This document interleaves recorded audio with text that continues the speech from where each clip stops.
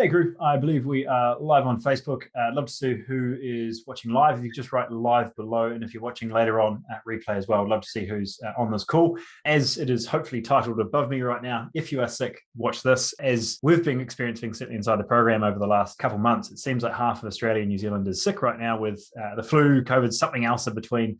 Something's coming up. So we really want to just do a really quick training today to go through some of those top steps that I think are really important. And there's a certain generation that look at this through another pill to pop, but I think there's some much deeper things that we can take into account that you can do today to really improve that a lot. So if you haven't already met Mandy, we've got Mandy on the call, who's our clinical nutritionist inside of the Meta Project, and she's an absolute walking encyclopedia, as she's known inside our world. So I'd love to have her on the call to really walk you through this and make sure that we present a couple of things for you to focus on moving forward. So like I said, if you are watching live, please comment below. I'd love to see who's on. And if you've got any questions, please drop them below as well, and we can circle back around to them as well. All right. So, Mandy, I'll really keep it up to you, and we'll dive into some of these points. Cool. Awesome. Do you want to put that first slide up then?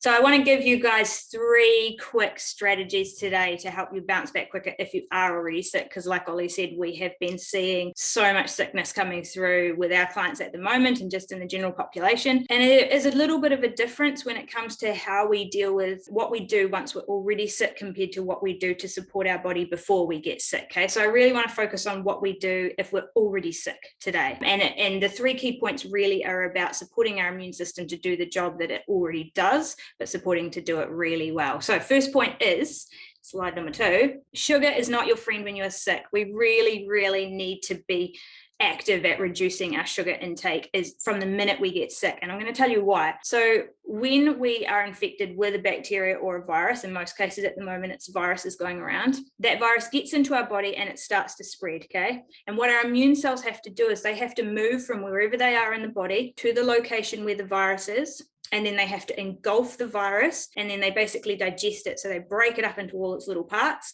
and then they remove it from the body. So there's quite a little bit of movement that has to happen for our white blood cells there. And what sugar does is sugar has been shown to reduce the ability for our blood cells to locate viruses. And it's once it does get there, it's reduced the ability of the white blood cell to break the virus up.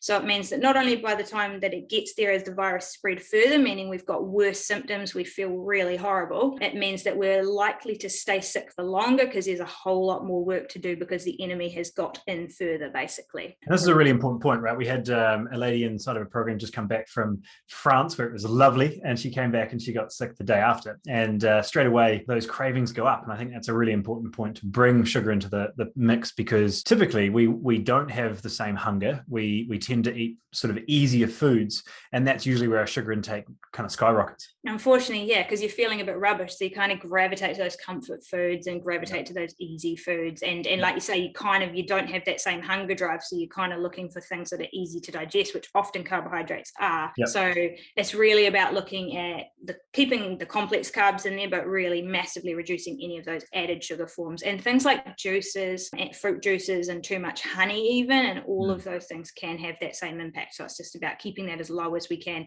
and from the minute that we get sick.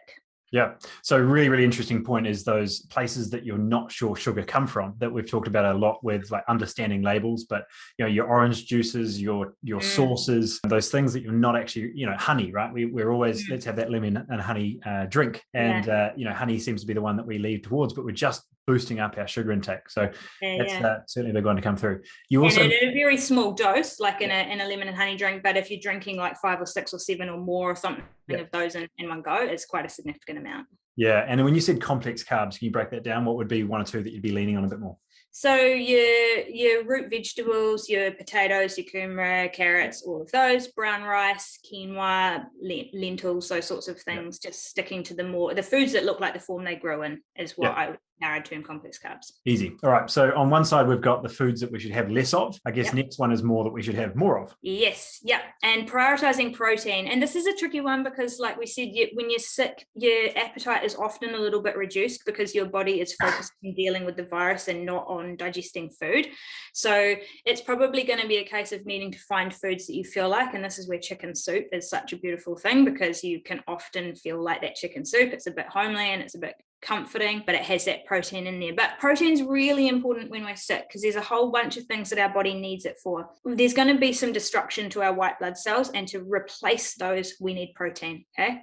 There's also going to be some collateral damage to our cells and our tissues. So this is where we can get ongoing inflammation, or where we can get those ongoing symptoms, for example, like a cough that just doesn't go away for weeks and weeks and weeks after we've been sick, because there's some sort of damage that's happened to our, our lung and our esophagus tissue, and we need protein to repair that. Then we also need protein to build antibodies. Antibodies are the things that our body makes in response to getting sick that stop us getting sick from that bug next time. So the more protein we have there, the better likelihood we are to make antibodies, meaning that next time we're less likely to get sick from the same bug. And then protein also helps to keep our blood sugar stable and avoid that blood sugar response, which we know can then reduce the effectiveness of our white blood cells. And then alongside that, with most protein foods, we get a whole lot of other nutrients. So if you're getting your protein from animal sources like red meat, chicken, fish, or eggs, you're going to be getting some zinc, some vitamin A, and some B vitamins as well, which are all also nutrients that we need to make our immune cells function well.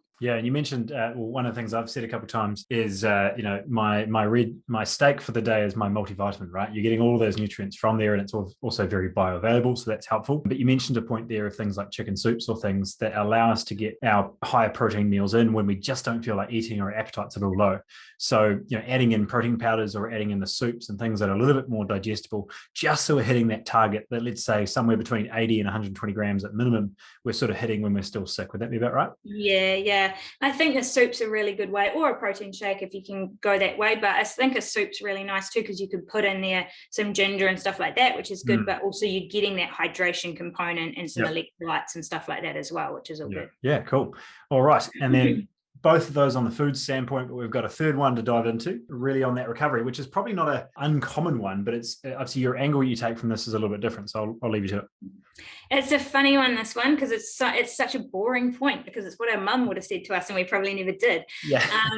And I think it's a funny one too, because we're pretty tough. Kiwis are pretty tough, right? But there's also this lie, right? And I call it the Great Codral Lie. And it's their marketing tagline, right? And it's super catchy that it helps you to soldier on, as if that is a good thing. And the thing is soldiering on when you're sick is not a good thing to do. When you're sick, your body is fighting a war, okay? And it needs all the resources it can to be going and focused to dealing with that situation right now. And if we continue doing all the things that we do, like working and being mentally active and all that sort of stuff, then a certain amount of resources that could have been sent to there are now being sent to here. And so the battle's being fought with half the men, basically. And so what's going to happen is you're going to stay feeling rubbish for longer, because it's just going to take longer to deal with that infection over time. So it's really not a cost-effective way to recover from an illness. You're better to take 2 days, really sleep it off with some good chicken soup, and then get back to work, rather than just forcing yourself through and taking 3 weeks to fight through and recover because you've worked too hard through the process. Yeah, that's I got sick, as you know, 2 weeks back, and that was the first time I'd been knocked down in like a decade. It really got me good. And I think there's a lot of people in that same boat, right? They've managed to soldier on like sort of little things coming through, and they've really been smacked with something hard. And something I really highlighted from that experience was it's not just not going to exercise or going for a run, it's that mental capacity aspect too. And you mentioned sort of half the people aren't there to fight the battle, because that mental capacity, and this applies to your stress component and just how much energy your brain takes up when you're really focusing, and being able to rest and truly rest allows that to be a 3 or 4 day sickness, not a 2 or 3 week sickness. Yeah, we totally underestimate how much energy our brain uses, and that being either mentally focused or mentally stressed is a massive depleter of all the nutrients that a body could use. So yeah, it's hard to do. It is hard to do when you get sick and it takes you out and you're like, I actually really need to stop now. But it will make such a difference in the recovery phase if we are actually sick. Makes a big difference. Yeah, awesome team. So I hope this one was helpful. As you can tell, Mandy's a really, really smart cookie and awesome person to have on in our corner. So hopefully you found today valuable. Hopefully it was a bit of a nudge you needed if you are feeling a bit of run down, or you've noticed that lurgy is just not quite leaving you yet. You're just not quite giving it time to build it up. And if you want to dive a little bit deeper into this, Mandy's built an entire document on this. So if you just comment immunity below it, and we'll send that out to you over the next couple of days. But hopefully today was helpful. It just walks you through a couple of those first steps. And like I said, if you have a comment below, we can send that one through. And hope you had a great week so far. And we'll talk again very soon. Thanks for jumping on, Mandy. No worries. There you go.